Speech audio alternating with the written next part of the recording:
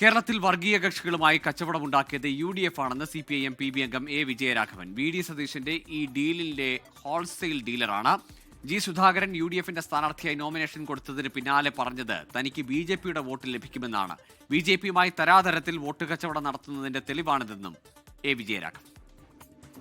കേരളത്തില് വർഗീയ ശക്തികളുമായി ബന്ധപ്പെടുത്തിയ വോട്ട് കച്ചവട രാഷ്ട്രീയം എന്നും പ്രവർത്തിക്കാക്കിയിട്ടുള്ളത് UDF ആണ്. അവർ അതിൽ ചില്ലറ കച്ചവടക്കാരല്ല. VD സതീശൻ ഈ ഡീലിൻ്റെ ഹോൾസെയിൽ ഡീലറാണ്.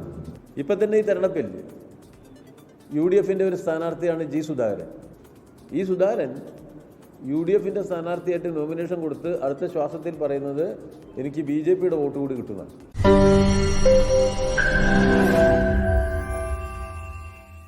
ലോകത്തെവിടെയായാലും ഏത് സമയത്തും 24 വാർത്തകളും ഓഗ്മെന്റഡ് റിയാലിറ്റി പാക്കേജുകളും എക്സ്പ്ലെയിനറുകളും വിശദമായി കാണാൻ ഞങ്ങളുടെ YouTube ചാനൽ നിങ്ങൾക്ക് സബ്സ്ക്രൈബ് ചെയ്യാം.